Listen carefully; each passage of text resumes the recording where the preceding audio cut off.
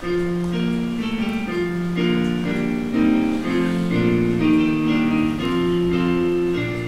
morning po sa bawat isa. Good morning. Pagpasensya niyo lang po na medyo inuubo lang. Baka from time to time, medyo ma-distract lang ng konti. Pero I hope hindi makahinder in clarity when it comes to preaching of the Word of God this afternoon. So, ito pong sermon na inyo pong mapapahinggan po ngayong umaga, or I guess tanghali, sakto 12 o'clock ngayon. It was penned, ito po ay sinulat and preached first by Reverend Noli Malabuyo ng Big Springs Community Church na matatagpuan sa Montague, California. Ito po ay originally preached September 12, 2021. So matagal-tagal na din. So noong nakarang linggo, to give a quick review lang, konting recap lang din sa napag-usapan natin last week, natapos po tayo, if you are going to remember, sa ating sermon series pagdating sa Romans 1:18 to 23, na ang nakafocus tayo is yung suppression to the truth by unbelievers. And ang sinusuppress nila na ang Diyos ang creator of the universe. So kahit na nakikita nila yung majestic and complex creation sa kanilang paligid, but instead of worshiping the creator, sinasamba nila ang creation. Sinasamba nila ang creation, meaning they worship the sun, the moon and stars, the mountains, the rocks and the trees and the seas and the rivers. Lahat ng creation instead of the creator. Kaya po wala silang excuse dahil alam nila na may creator dahil sa kanyang creation. So sa judgment day, hindi nila masasabi na sa Diyos na hindi nila alam na siya ay nag-exist. Pero kung ganon, ang tanong is, bakit nila sinosuppress ang katotohanan? Bakit nila yon ginagawa? Ano po ang dahilan?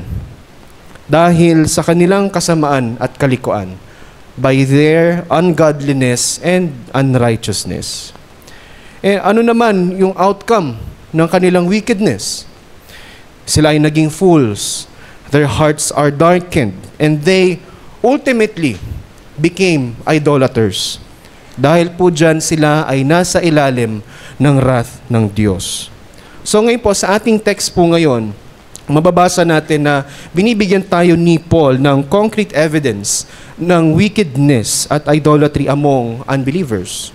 And ano po yung evidence po nito? Is that ito po yung pinagmamalaki ng liberal culture ngayon, and even tries to shove into the throat of everyone, including yung mga faithful na maiglesia, lalo na sa panahon po ngayon. And including, bilang resulta din, so 3 beses na makita natin sa text. 3 times, very emphatic, na binabanggit ni Paul sa mga verses dito na God gave them up to the lusts of their hearts. What does he mean by God giving them up? Yan po yung pag-usapan po natin ngayon. At titingnan din natin yung total depravity ng mga unbelievers that goes far beyond their own wicked lusts. And ito po yung ina-advocate nila at ginagawa nila ang lahat sa kanilang power to convert everyone, even influencing the young people, even influencing the little children. So yung title po ng ating sermon po ngayon is God Gave Them Up. And expound po natin ito under 2 headings. So first, na makita na rin po sa inyong mga bulletin. First, God gave them up to the lusts of their hearts. And second, God gave them up to a debased mind. Yun po yung ating i-unpack ngayon pong tanghali. So mag-dwell po ako sa first point more on extensively kaysa doon sa second point. Okay? So simulan po natin. First point. So God gave them up to the lusts of their hearts. Dahil sa kanilang ungodliness and unrighteousness, as I said sa quick overview po natin kanina, so dito ay sinulat ni Paul 3 beses in verse 24, 26, and 28 that God gave them up. So anong ibig sabihin nito ni Paul? Ang Greek word po na ginamit ni Paul is yung parehas na Greek word na makikita natin sa Greek translation of the Old Testament. Magbigay po ako ng example to make my case. Sa Joshua 6:2, bago bumagsak yung pader ng Jericho, remember? Lalo sa harap ng mga Israelites, Inassure ng Diyos kay Joshua, "See, I have given Jericho into your hand, with its king and mighty men of valor." So another passage naman, and kasi in reverse is also true of God giving Israel into the hands of their enemies dahil sa kanilang idolatry. And what I'm talking about is makikita natin sa Judges 2:14. Mababasa natin, "So the anger of the Lord was kindled against Israel, and He gave them over to plunderers." So in the same way, sinabi ni Paul that God gave unbelievers up to their wickedness. And ang tanong is, paano ba ginagawa ng Diyos itong giving up? Paano niya ginagawa? Naniniwala yung mga scholar na ito ay nasa passive sense. Ibig sabihin po nun, minidraw lamang ng Diyos ang restraint ng Holy Spirit sa kanila. Kaya ang mangyayari, sila ay iniwan para gawin ang kanilang kasamaan.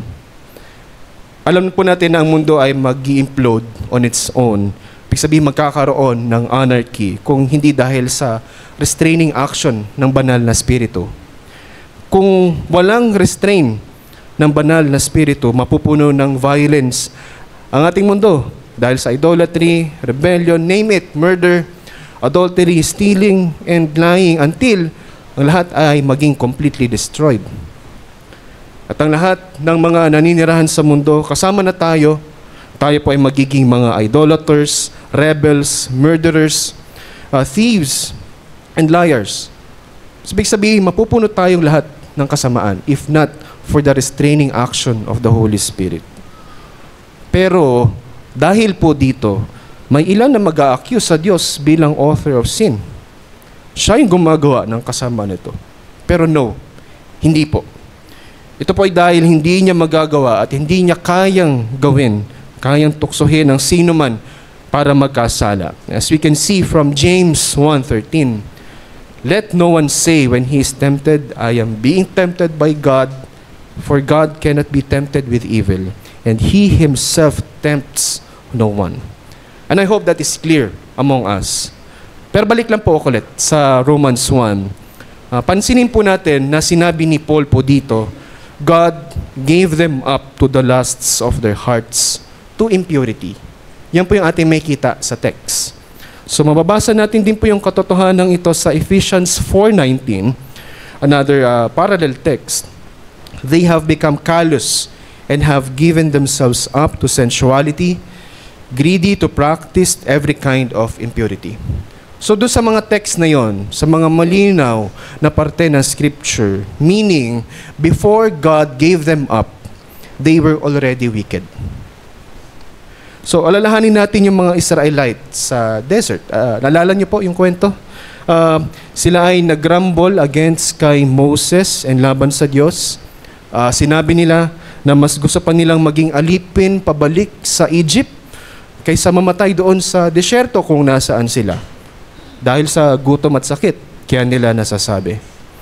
And mas gusto pa nila maging alipin, pabalik ng Egypt, kaysa patayin ang kanilang mga kaaway. So kaya ginrant ng Diyos sa kanila yung kanilang hinihiling. Ginawa silang pagala-gala sa loob ng 40 years. So in the process, lahat ng mga matatanda, meaning lahat ng mga adults na lumabas sa Egypt, sila po ay namatay sa desyerto. So pansin din natin yung parallelism, another passage, na ginagamit ni Paul. So again, to continue, sa verse 23, sinabi niya sa mga unbelievers, they exchanged the glory of the immortal God for images. And sa verse 25, sinabi niya that they exchanged the truth about God for a lie. So ano po itong lie na ito? Ito po ang kasinungalingan na walang Diyos na lumikha. Ito yung lie na pinopropagate even now.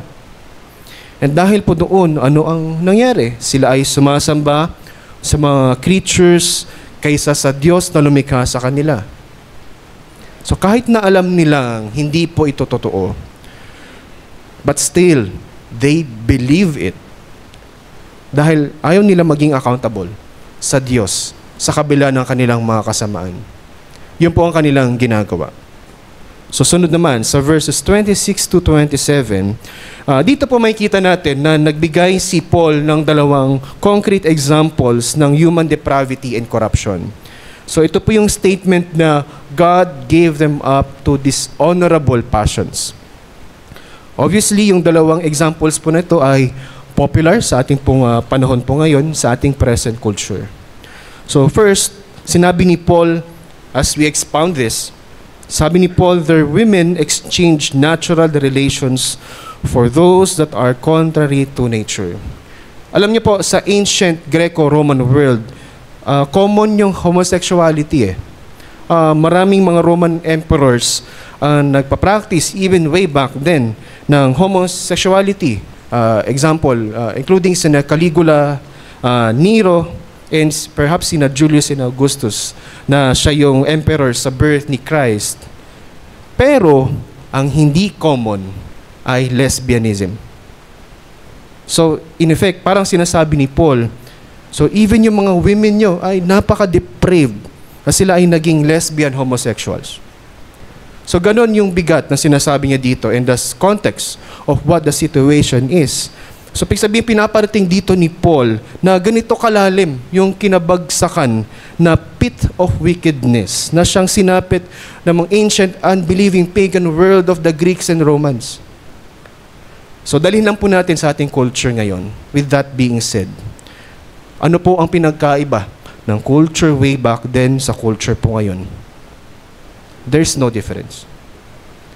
And also, kung inyo pong i-observe, dito po sa ating text, hindi na minention dito ni Paul that lesbianism was not biblical, and ang dahilan is that, alam na to ng lahat ng mga Kristiyano by that time.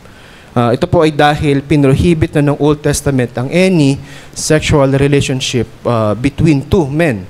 Particularly, may kita sa Leviticus 18:22 and sa 20 verse 13 na binasa natin kanina sa ating text. But again, let me read Leviticus 18:22. You shall not lie with a male as with a woman. It is an abomination. Leviticus 20 verse 13. If a man lies with a male as with a woman, both of them have committed an abomination. They shall surely be put to death. Their blood is upon them. So note na sinabi din ni Paul na ito pong ganitong klase ng relationship ay hindi natural. Yon ay against sa design of nature ng Diyos at creation. Ginawa ng Diyos ang human beings, male and female, kaya ang sexual relationships must be confined between a man and a woman in marriage. So yun ang po ay patuloy po natin tinuturo. Tama po. So, kung ang homosexual relationship among men ay unnatural, so it goes to say na yung lesbianism din is also unnatural. So may kita po natin to sa created order. Sa mga animals, sa birds, sa insects, and even simplest forms of living creatures na meron silang male and female relationships. Bakit? Dahil ito ang way ng Diyos of preserving living creatures na ginawa niya, especially human beings. And ito po ang dahilan kung bakit sa ating form of marriage ceremony, sa solemnization of marriage, it says, by marriage, the human race is to be continued and increased. So may kita natin yung purpose why. Kaya po, we can say na ang homosexual culture is a culture of death. Kasi isipin po natin, if the human race becomes totally homosexual, we will eventually die. At lahat naman po ito ay too obvious, tama po. Pero sa ngayon, yung medical and scientific technology ay tumutulong para i-promote yung idea na yung mga transgender men ay pwedeng mabuntis. Parang katulad ng mga biological women. And again, ito po yung kanilang delusion. Na makikita natin that this is purely unnatural. Dahil nga, as I said, only by medical and scientific technology na doon lang mangyayari na ang isang lalaki ay maaring mabuntis. And I stress once again, this is absolutely opposed to God's natural order of His creation. Sa Tagalog, taliwas po ito sa ginawa ng Diyos. Pero may iba namang objection kasi may iba naman na magsasabi na parang meron naman ding homosexual behaviors sa ibang animals. Probably nabasa ninyo sa articles, napanood ninyo sa mga documentary somewhere. Therefore, justified ang homosexual culture. Paano po natin sasagutin? Ang sagot lang naman is, are you an animal? Kayo po ba ay animal? But mga kapatid, we are human beings. We are made in the image of God. So we are made with a design that God has designated for us. And living otherwise is rebellion. So, balik sa text. Kinokondemn din ni Paul ang lesbianism and sinasabi niya na ang mga gumagawa nito ay under the wrath of God. Yes, very clear. Tama po. So, sinasabi niya din for male homosexuals, coming from the text, and the men likewise gave up natural relations with women and were consumed with a passion for one another, men committing shameless acts with men and receiving in themselves the due penalty of their error. And again, sinasabi niya pa rin that this is unnatural. Okay? So, reiteration of what he already said. At kung titingnan pa natin, tinatawag niya yung mga homosexual practices. Anong sabi niya sa text? Shameless acts. This is all shameless. Sila ay consumed nitong unnatural fire of lust na kanilang pinapakita na siyang sumisira din sa kanila dahil sa kanilang unnatural lust. Pero bakit nga ba tinawag yung kanilang practice as shameless acts? Bakit ito po yung word na ginamit dito? Daling ko lang po kayo, saglit, pabalik sa Garden of Eden. Pagkatapos na magkasala nina Adam and Eve, yes, we treat this as history, theological history even. Alam nila na sila ay naked, kaya tinry nila na i-cover yung kanilang nakedness. Remember? Yung account. So alam nila na sila ay nagkasala against sa Diyos. The meaning of it. And yung kanilang nakedness is a symbol of sinfulness. They knew that they sinned. So tinago nila ang kanilang sarili mula sa Diyos. They know their guilt. So in contrast naman, doon sa feeling of shame and guilt ni Adam. So dito naman po natin itra-transpose sa ating in-exegete na text. These homosexuals practice shameless acts. Meaning po nito is that they ignore the natural sense of guilt because of their sin. Hindi nila nakikita yung kamalian ng kanilang mga ginagawa at mas lalo na pinagtatakapan nila ito. So kaya po ang ating statement of doctrine concerning marriage and sexuality is marriage from the beginning is meant to be a single, exclusive union of one flesh between a man and a woman. Klaro po. And nire-reject din natin ang any identification of any new gender categories katulad ng ito po yung mga bagong terms, gender, androgynous, bigender, gender fluid, transgender, and so on.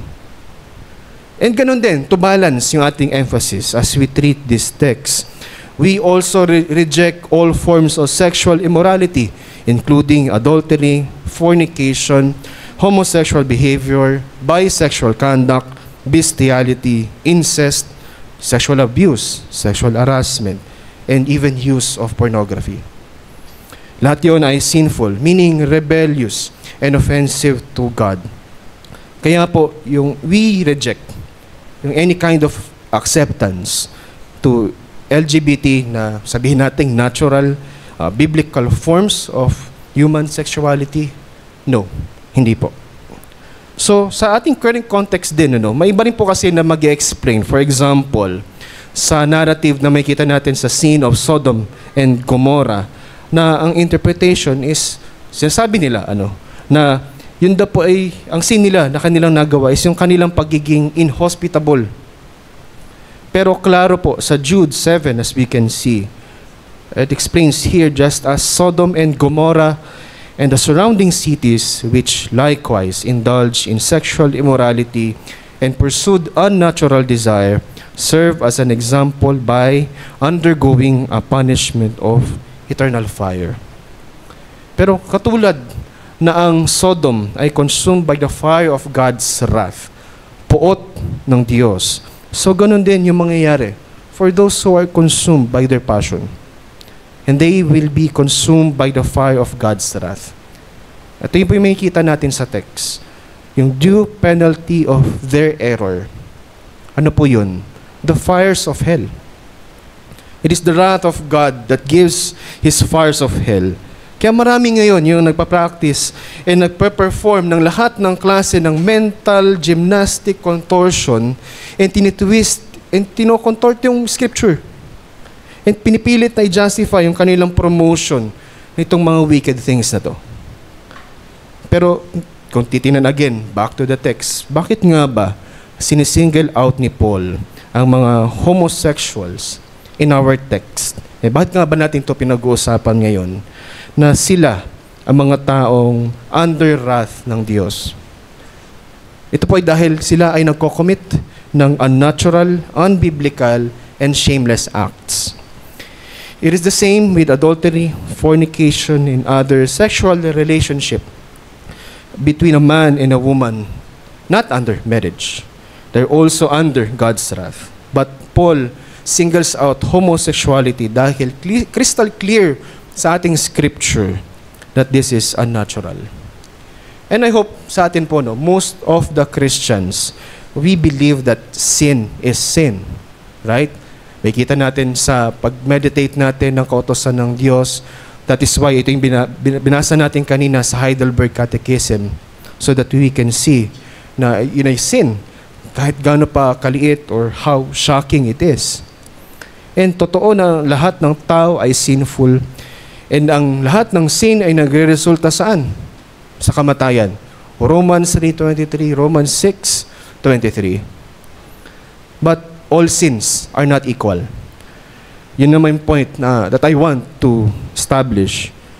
Yung little white lies ay hindi kasing evil as murder.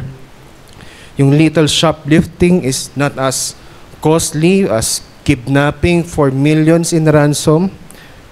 And so is God's judgment. It is not all the same. May kita po natin to na binanggit ng Panginoong Jesus na yung mga cities sa Israel that rejected Him will suffer a more terrible judgment from God than Sodom. Matthew 10:15, Matthew 11:23-24. And sa ating text naman, so hindi ginamit ni Paul Hindi niya ginamit yung rebellion, murder, adultery, theft, and lying na mga example ng human corruption. Ginamit niya yung homosexuality. Sa Old Testament civil law, may kita natin yung penalty against unlawful acts na sila po ay commensurate or nararapat para doon sa crime na ginawa. Halimbawa, yung unintentional murder or manslaughter, hindi yun capital offense. Ganun din sa stealing, sa lying, sa disobedience to parents, and other minor offenses. Pero pagdating sa homosexuality, kasama na rin ang rape, incest, and bestiality, lahat yon ay capital offenses. But these sins, lalo na sa panahon ngayon, these sins are demanded to be approved and celebrated. Kaya naman, dadalhin ko po kayo ngayon to bring us to the next point. And God gave them up to a debased mind. We can see sa ating text. So yung pangatlong gamit ni Paul ng mga word na God gave them up, ay may kita natin sa verse 28. And it says, and since they did not see fit to acknowledge God, God gave them up to a debased mind to do what ought not to be done. So again, yung reason why God gave them up is because they rejected God. They hate God. Kahit kilala nila ang Diyos bilang lumikha ng lahat, siya ay hindi nila nilawalhati, na hindi pinasalamatan man lamang ang Diyos sa kabila ng kanyang mga nilikha. Very clear sa text. Pero ano ang response ng Diyos sa ganitong rebellion against sa Kanya? So again, binigay ng Diyos at hinayaan sila ng Diyos na gawin ang gusto nilang gawin. And lalo sa kanilang kagustuhan, hinayaan sila ng Diyos to have a worthless mind of a fool. Disqualified na sila mula sa pagkakaroon ng true knowledge of God, and they will never acknowledge and understand all the truths about God. Maliban na lang po kung ibigay sa kanila ng Diyos ang banal na spirito na siya magbabago ng kanilang isip at ng kanilang buhay. And ganito rin yung tinuturo ng Panginoong Jesus sa kanyang parable. We can see from Matthew 13:11, "To you it has been given to know the secrets of the kingdom of heaven, but to them it has not been given." Sabihin, inahayag ng Diyos ang mga katotohanan tungkol sa Kanya sa mga pinili niya. Pero itinago ang mga katotohanan ito sa mga hindi pinili ng Diyos na iligtas niya. But all by His grace, no? That we know these things. And ngayon, ano ang outcome ng kanitong worthless mind of an unbeliever base sa hustisya ng Diyos? So naglist si Paul ng litany, merong unrighteousness, evil, covetousness, malice, no, against neighbors. Ito yung nakikita natin sa ating paligid at sa ating culture. Envy, murder, strife, deceit, maliciousness, gossips, slanderers, haters of God, insolent, haughty, boastful, inventors of evil, disobedient to parents, foolish, faithless, heartless, and ruthless. And ito pong mga bagay na ito, hindi lamang po ito sa culture natin ngayon, but ganun din, throughout these last days, na nagsimula noong unang dumating si Kristo 2,000 years ago. And may kita din natin sa panahon din natin ngayon, according to 2 Timothy 3:2-5. 2 Timothy 3:2-5, naglist si Paul ng mga same ungodly and unrighteous thoughts, words, and deeds. It says, "For people will be lovers of self, lovers of money, proud, arrogant, abusive, disobedient to their parents, ungrateful, unholy, heartless, unappeasable, slanderous, without self-control, brutal, not loving good, treacherous, reckless, swollen with conceit, lovers of pleasure rather than lovers of God, and having the appearance of godliness, but denying its power." And nandun din yung condemnation ni Paul sa mga unbeliever na may kita natin sa verse 32 ng Romans 1. "Though they know God's righteous decree that those who practice such things deserve to die, they not only do them, but give approval to those who practice them." And again, ina-emphasize dito ni Paul na meron silang knowledge ng righteous wrath ng Diyos laban sa kanila. Pero ang nakakalungkot na katotohanan is that kahit na meron silang knowledge, nire-reject pa rin nila ang Diyos dahil sa mga ungodly desires of their flesh. Kinokondemn ni Paul yung kanilang practice, but meron pang even worse condemnation na sinasabi niya to these unbelievers. It is that they approve and they even promote them. And they even want, lalo sa panahon niya, they even want to shove into our throats ito pong mga wickedness, even for those who do not agree with them. Isipin natin, halimbawa, example, kahit sa mga TV shows and social media content na pinapanood ng mga bata, dati yung mga Nickelodeon, Disney, Cartoon Network, harmless yung mga yun before eh. And even mga contents doon is educational. Pero ngayon, ano nang laman? Not only the TV, but social media. For example, Facebook, Instagram, TikTok, nagdadagdag na sila ng mga worldly and wicked agenda sa mga children's show. Kaya natuturuan yung mga bata na lahat ng mga yun na nakikita nila ay normal, natural, and good. But mga kapatid, those are not normal. Those are unnatural and they are evil. Para naman sa ating mga adult, lalo na in the last several years, meron na sa mga TV show and movies that we can see and we can read even. Kaya po, lahat po sa atin dito, mga kapatid, sa Zion Covenant Reformed Church, all around us, we see God that He gives these ungodly and unrighteous unbelievers over to their wicked passions. Hindi lang po unbiblical ang homosexuality, it is also unnatural and obvious.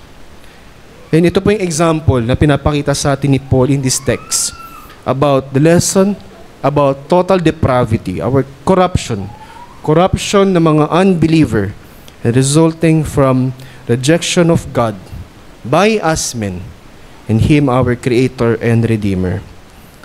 Lahat po tayo ay makasalanan and tayo pong mga Kristyano nawa ay maintindihan at maalala po nawa natin na kung hindi dahil sa restraining and transforming work of the Holy Spirit sa ating mga puso at isipan, we would all be ungodly and unrighteous.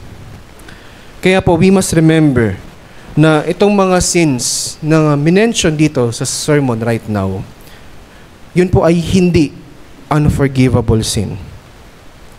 All sinners have hope that if the Holy Spirit works in their hearts, they will repent of their sin and be transformed. They will then have clean hands and pure heart, sabi nga sa Psalms 24:3-4, striving to obey the laws of God as a response. So sinners can still turn back from sinful bondage. Ano po ang dahilan? It is because our Lord Jesus Christ transformed their lives through His Word and His Spirit. So mga kapatid, we have hope even in this sad world. Sinabi ni Paul kanina sa ating reading na lahat ng believers ay formerly ungodly and righteous. But then he says sa 1 Corinthians 6:11, this is in the past tense, but you were washed, you were sanctified, and you were justified in the name of the Lord Jesus Christ and by the Spirit of God. Alam ko po yung mga sins na binanggit natin dito, although nag-dive ako ng matagal-tagal about homosexuality. And we have seen the different demonstrations ng ating human corruption and our inability to change ourselves. Pero mga kapatid, there is nothing impossible with God. Sabihin, we must pray for them, unbelievers, and even speak to them about the amazing saving grace of our Lord Jesus Christ. Kaya po, same din ang encouragement sa atin ni James. From these words na may kita po sa James 5:20, whoever brings back a sinner from his wandering will save his soul from death and will cover a multitude of sins. Amen. Tayo po ay manalangin. Let us go to the Lord in prayer as we pray the gospel. Our gracious and merciful Father, kayo po ay banal. You are just and righteous sa lahat po ng inyong gawain, Panginoon, and in all your ways. But binabanggit niyo po sa amin, sa inyo pong mga salita, na lahat po kami ay nagkasala and we all fall short of your glory. And ina-acknowledge po namin, Panginoon, na sa aming natural state, kami ay dead, mga patay na, Panginoon. In our trespasses, we have been estranged or separated from you by sin. We have all loved darkness rather than light, and our hearts have been far from you. We chase these fleeting pleasures of the world. Kaya, Panginoon, amin pong kino-confess that we have transgressed your law. But aming Panginoon, in your infinite mercy, you have not left us to our own ruin. You sent your only begotten Son, our Lord Jesus Christ, to be the Savior of sinners. And as we meditate, Panginoon, how great is your love, that while we were yet sinners, Christ died for us. And we thank you for the blood that was shed on the cross, the only means, tanging paraan, Panginoon, na kami po ay mapapatawad po ninyo at marareconcile sa inyo. And it is true that there is no other name under heaven given among men by which we must be saved. And Panginoon, we rejoice in this glorious truth, yet our hearts are burdened for those who remain blind to their need of salvation. And O Lord, we pray for the sinners who have not yet tasted and seen the goodness of your grace. And pinapanalangin namin, Panginoon, na buksan niyo po yung kanilang mga mata, that you illuminate them, that they may see the depth of their sin, their rebellion against you, our holy God, and the just condemnation that they stand under apart from Christ. So we plead to you, Father, transform their stony hearts, that they may weep over their sins and turn in repentance to you. Pierce their consciences with the reality that there is no righteousness in them that can stand before your perfect law. So we plead to you, O God, to awaken dead souls, to shine the light of the gospel into their darkness, show them their need of a Savior, one who is mighty to save, whose atoning work on the cross has fully satisfied your wrath.